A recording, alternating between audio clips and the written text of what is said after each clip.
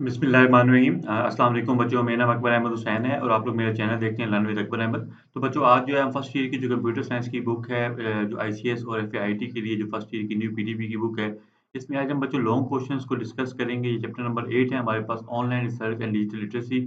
इससे पहले मैंने इसकी एक्सरसाइज के शॉर्ट क्वेश्चंस को डिस्कस किया था और उससे पहले जो है हम लोगों ने इसके एमसीक्यूज़ को देखा था और उससे पहले मैंने इस पूरे चैप्टर के लिए वीडियोज़ बनाई थी। अगर आप लोगों ने वो वीडियोज़ नहीं देखी तो मैं आप लोगों को ज़रूर रिकमेंड करूँगा कि आप वो वीडियोज़ देखें ताकि आप लोगों को इसका चैप्टर का एक ओवरव्यू मिले। तो बच्चों आज जो है सबसे पहले हम स्टार्ट करते हैं, जो पहला क्वेश्चन हमारे पास है discuss the different type of online research and their purposes providing example for each type. यानी कि आपने क्या करना है, ऑनलाइन रिसर्च की डिफरेंट टाइप्स को डिस्कस करना है, बताना है उनके पर्पसेस क्या होते हैं, उसके अलावा आपने उनकी एग्जांपल्स को भी आपने रिलेट करना है। तो ये बच्चों इसका आंसर है। ऑनलाइन रिसर्च का मतलब क्या होता है? Online research means collecting information from the internet for study, project और प्रॉब्लम सॉल्विंग। इसके बारे में ऑलरेडी बताया हुआ मैंने। There are several types of online research each with own purpose and method. तो सबसे पहले आपके पास कौन-सी होती है बच्चों? वो आपके पास होती है बेसिक रिसर्च होती है। अब इसका पर्पस क्या होता है? टू गेन जनरल नॉलेज और अंडरस्टैंडिंग अबाउट अ टॉपिक। यानी कि आपने बेसिकली किसी भी टॉपिक की जो जनरल नॉलेज है या उसकी अंडरस्टैंडिंग है, उसके लिए आप बेसिक रिसर्च को यूज़ करते हो। It is not focus on solving a specific problem. तो इसका पर्पस ये नहीं होता कि आप इससे कोई स्पेसिफिक प्रॉब्लम को सॉल्व करवाओगे।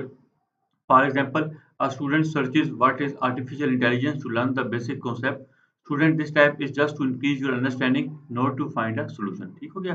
यानी यहाँ पे क्या होगा कि बेसिकली आप अपनी अंडरस्टैंडिंग डेवलप कर रहे हो, मतलब आप इससे कोई प्रॉब्लम सॉल्व नहीं करवाओगे। सेकंड आ जाती है आपके पास अप्लाइड रिसर्च।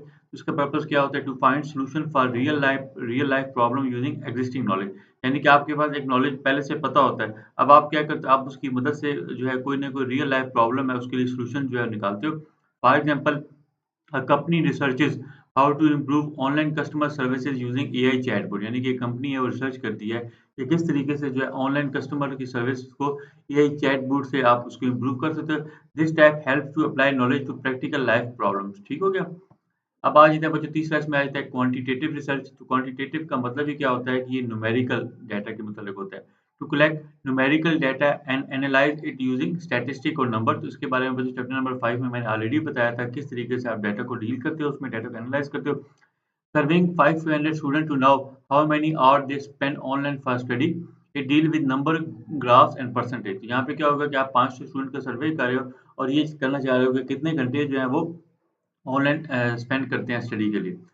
चौथा आपके पास आ जाता है बच्चों क्वालिटेटिव रिसर्च आ जाती है। इसका पर्पस क्या होता है? टू अंडरस्टैंड ओपिनियंस, आइडियाज़ और बिहेवियर, नॉट नंबर। तो यहाँ पे क्या होता है? क्वालिटेटिव में आप ओपिनियंस, आइडियाज़ और बिहेवियर को आप अंडरस्टैंड करोगे। For example, interviewing teachers about how digital tools help in teaching. यानी कि आप क्या करते हो? इंटरव्यू करने से टीचर का आप इंटरव्यू कर रहे हो कि किस तरीके से जो डिजिटल टूल्स हैं वो हेल्प करते हैं टीचिंग में।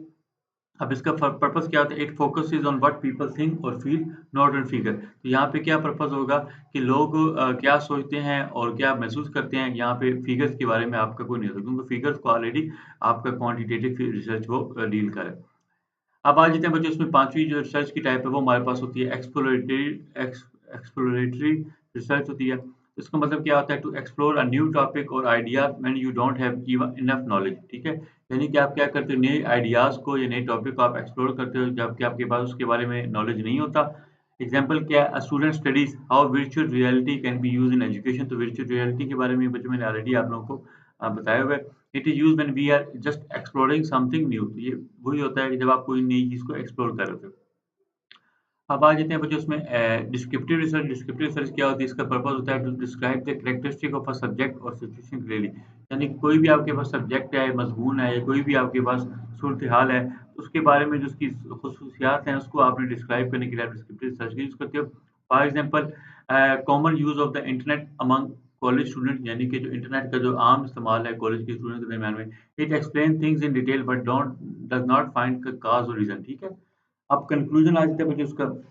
Online research can be basic, applied, quantitative, qualitative, exploratory और descriptive, each with a different goal but all help in finding useful and reliable information from digital।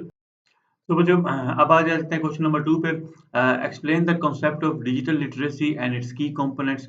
How does it contribute to effective use of digital tools and resources. यानी कि आप digital literacy के concepts को explain करना है, उसके की components को और किस तरीके से ये कंट्रीब्यूट कर रहा है कि इफेक्टिव यूज़ हो किया जाए डिजिटल टूल्स का और रिसोर्सेज़ का। इसका कॉन्सेप्ट क्या है बच्चों? डिजिटल लिटरेसी क्या होती है? Digital literacy mean having the skills and knowledge to use computer, smartphones and the internet safely and effectively.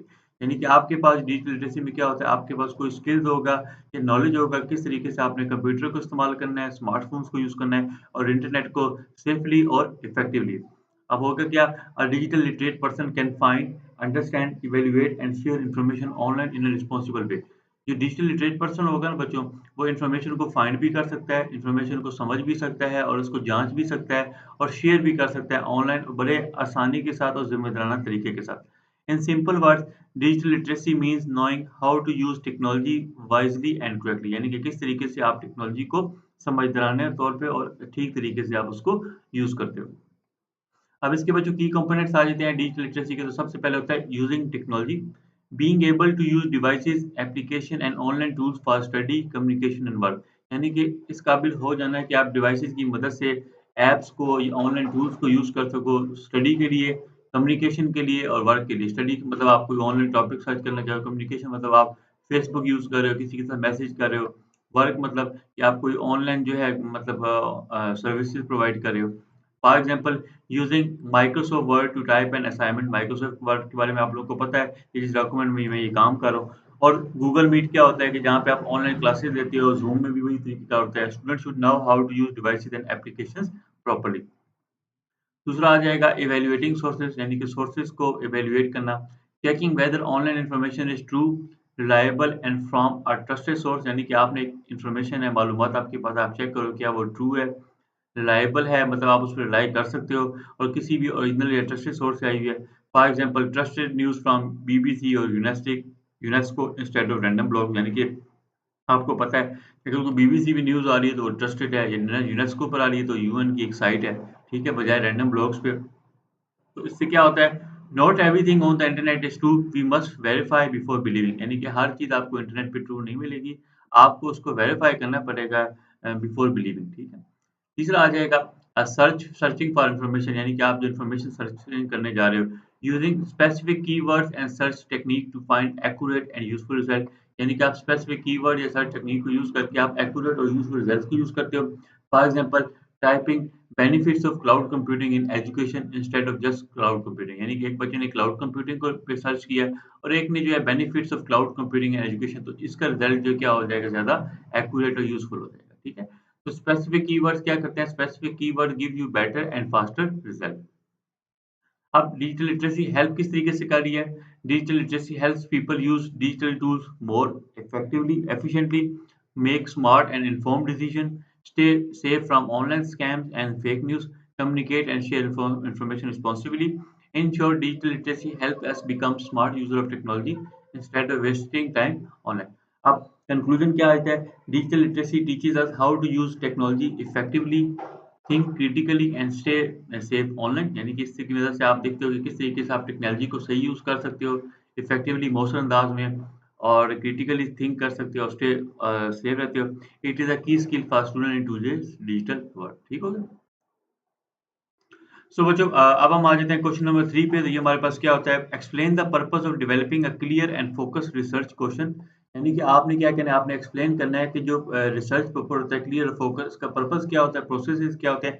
Illustrate with your answer with example of well formulated and poorly formulated research question. ठीक हो गया? तो अब इसका concept क्या है? Research question क्या होता है? Research question is the main question that guides your research और प्रोजेक्ट यानी रिसर्च क्वेश्चन क्या होता है? ये आपके पास एक मेन क्वेश्चन होता है कि यानी कि जो आपको गाइड करता है कि आपकी रिसर्च और प्रोडक्ट क्या होता है।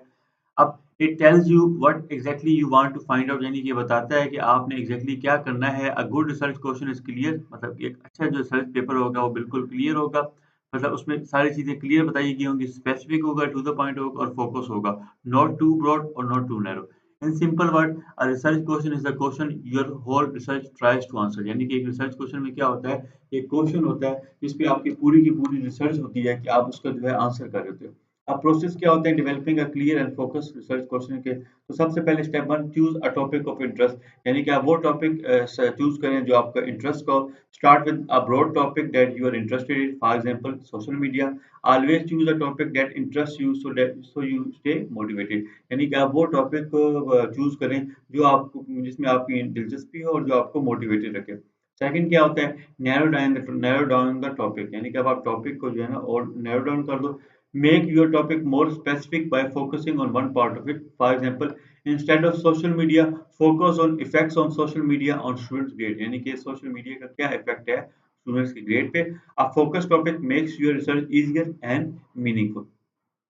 तीसरा आ जाएंगे turn into a question, convert your specific topics into a question form. अब आप स्पेसिफिक टॉपिक को क्वेश्चन फॉर्म्स में कन्वर्ट करो। For example, how does social media use effect the academic performance of a student, यानी कि अब आप questions करोगे किस तरीके से जो सोशल मीडिया का इस्तेमाल है वो स्टूडेंट के एकेडमिक परफॉर्मेंस पे क्या करे इफेक्ट करे।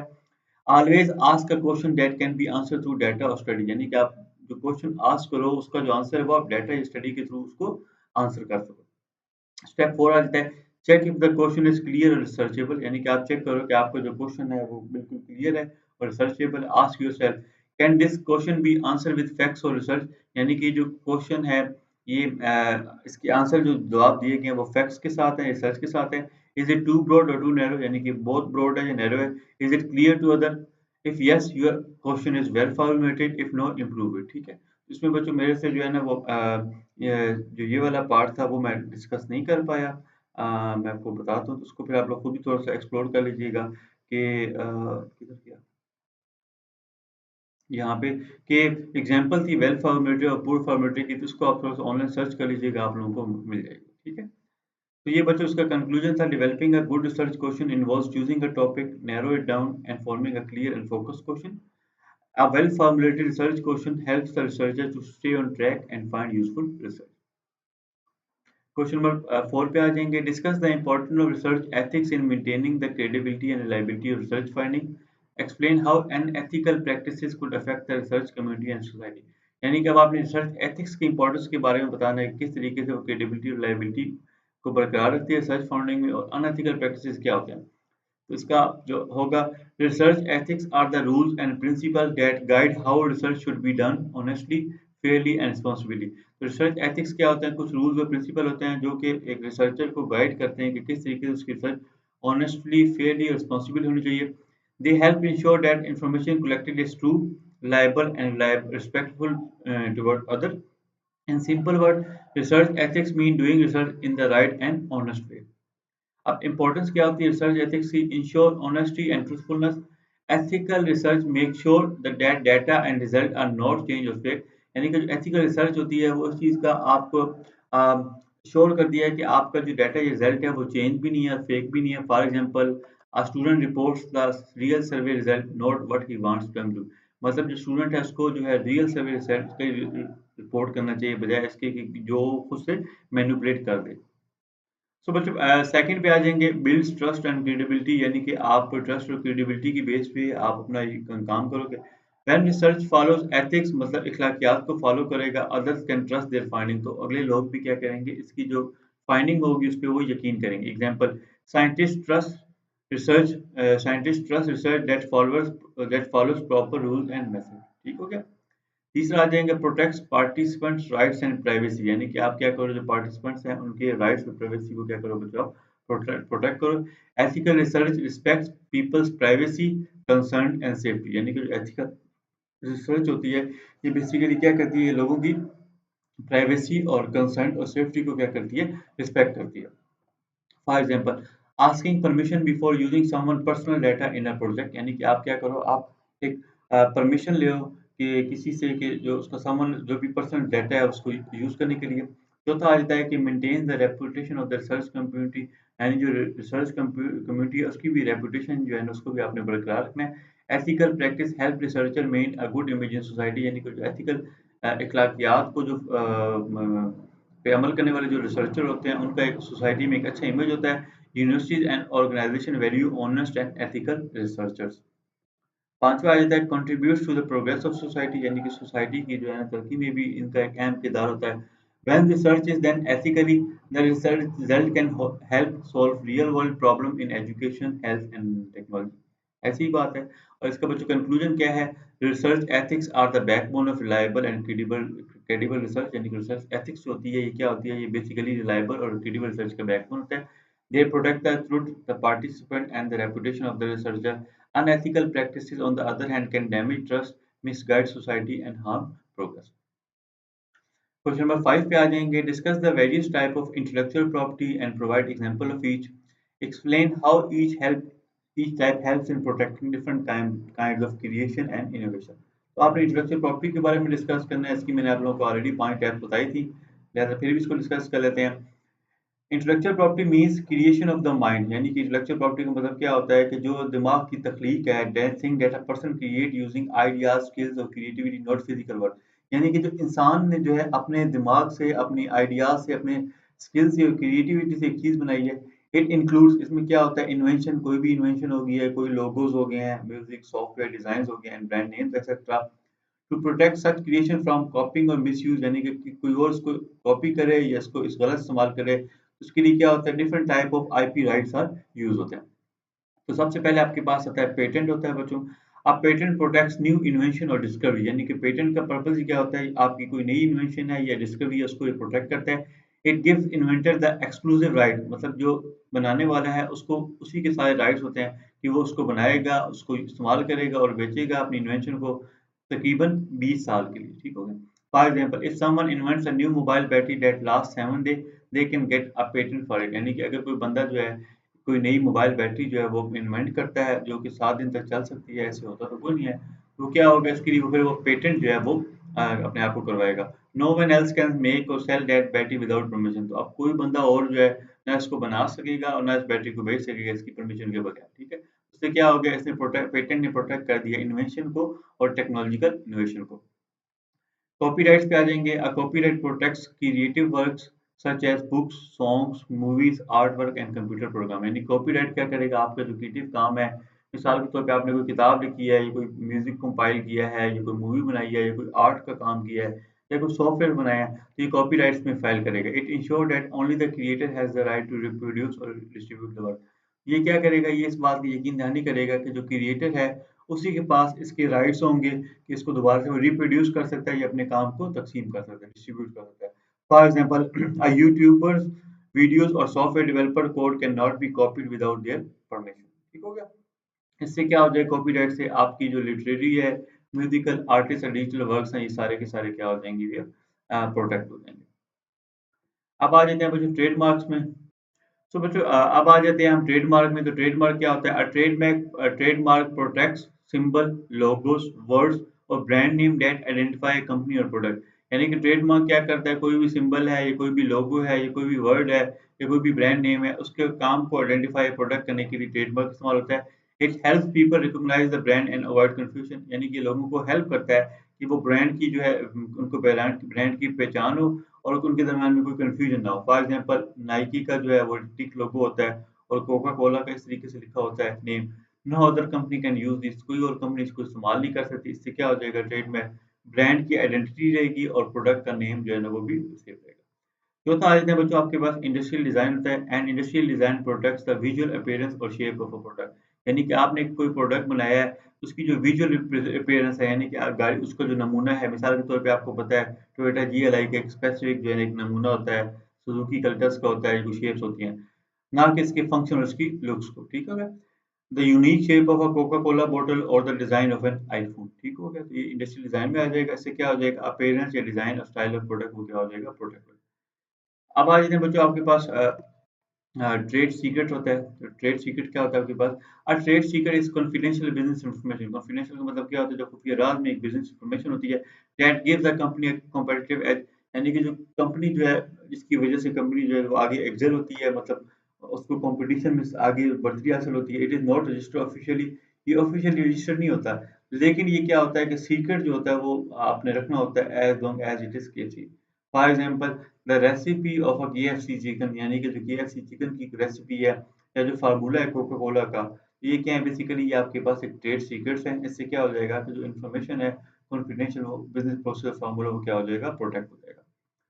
तो अब बच्चों इंटेलेक्चुअल प्रॉपर्टी हेल्प किस तरीके से करती है? ये इनकरेज करती है इनोवेशन को, यानी कि people invent and create more when they now their work will be protected.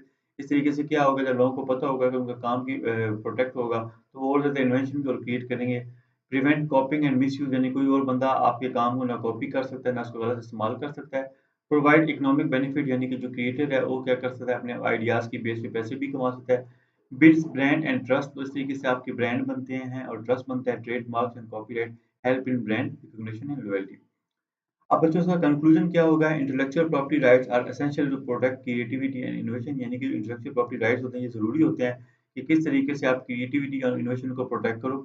They ensure that inventors, artist and companies gate credit and reward for their hard work, यानी कि ये इस चीज़ को इंश्योर करते हैं कि जो इन्वेंटर्स हो गए हैं, आर्टिस्ट हो गए हैं, ये कंपनीज़ हो गया, वो क्या करते हैं, उनको क्रेडिट का ये रिवार्ड भी मिलता है हार्ड वर्क के लिए, while preventing other from using their ideas unfairly. ठीक हो गया? तो ये वो बच्चों ओवरऑल हमारे पास आज के लॉन्ग क्वेश्चन से थोड़ी-सी वीडियो लंबी हो गई है, क्योंकि आप लोगों को अक्सर बच्चों ने कहा था कि सर आप लॉन्ग क्वेश्चंस को एक्सप्लेन भी किया करें। ये बच्चों हमारे पास आज अल्हम्दुलिल्लाह चैप्टर नंबर 8 की भी एक्सरसाइज़ हम लोगों ने कंप्लीट कर ली है, और इसके बाद हमारा जो है इंशाअल्लाह ताला चैप्टर नंबर 9 है, और अल्लाह ताला खैर करेंगे इंशाअल्लाह ताला उसके बाद हमारी ये बुक जो है कंप्लीट हो जाएगी। तो बच्चों अगर आप लोगों को मेरी वीडियोज़ पसंद आ रही हैं, तो काइंडली मेरी वीडियोज़ को लाइक भी करें, मेरे चैनल को सब्सक्राइब भी करें, और आगे भी अपने दोस्तों के साथ शेयर करें, क्योंकि काफ़ी ज़्यादा आप लोगों के लिए मेहनत करनी पड़ती है, क्योंकि आप ही लोग मेरी मोटिवेशन हैं। अगर आप लोग का रिस्पॉन्स अच्छा आएगा, तो मैं और अच्छे तरीके से जो है आप लोगों के लिए लेक्चर जो है वो तैयार करता हूँ। तो थैंक यू सो मच, मुझे और मेरी फैमिली को अपनी दुआओं में याद रखिए।